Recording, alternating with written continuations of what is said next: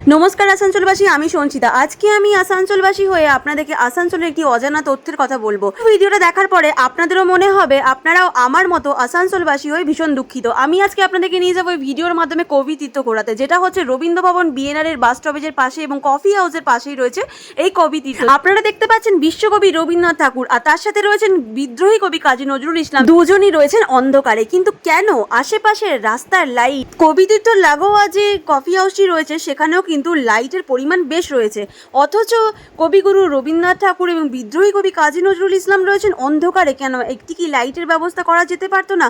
আমার সাথে কারা কারা একমত তারা কিন্তু ভিডিওটা শেয়ার করুন প্রচুর পরিমাণে, যেন এখানে একটি লাইটের ব্যবস্থা করা হয়। সত্যি আসানসোলবাসী হয়ে আজকে আমি প্রচন্ড দুঃখিত হয়েছি। এবং আসানসোলবাসী হয়ে কারা কারা এই কবি তীর্থের ব্যাপারে জানতেন অবশ্যই কমেন্ট সেকশনে কমেন্ট করে জানাবেন। কাকু জেঠুরা যারা আমাকে জানালেন যে ওনারা ওখানে বসে আড্ডা দেন, সেখানে বসতে পারেন না কারণ দুটো নালা রয়েছে দুপাশে।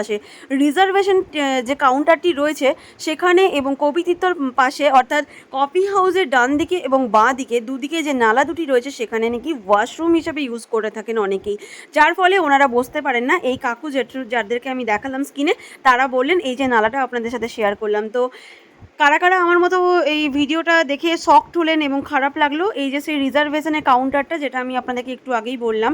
তো অবশ্যই আমি একটাই আপনাদের কাছে অনুরোধ করব, ভিডিওটা প্রচুর পরিমাণে শেয়ার করার জন্য, যেন এটার কোনো না কোনো ব্যবস্থা করা হয়, যাতে এই যে কবিগুরু রবীন্দ্রনাথ ঠাকুর এবং বিদ্রোহী কবি কাজী নজরুল ইসলাম রয়েছেন সেখানে যেন কবি তীর্থতে একটিও লাইটের ব্যবস্থা করা হয়। এই লোকেশনটা তো আমি দেখিয়ে দিয়েছি, দেখতেই পাচ্ছেন বাইরে লাইট রয়েছে কিন্তু ভেতরে লাইট নেই।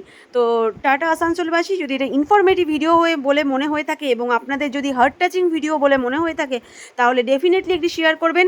টাটা, সকলে ভালো থাকবেন, সুস্থ থাকবেন। আপনাদের সকলের সাথে দেখা হচ্ছে, আমি সঞ্চিতা, খুব জলদি নেক্সট ভিডিওতে। রাধে রাধে।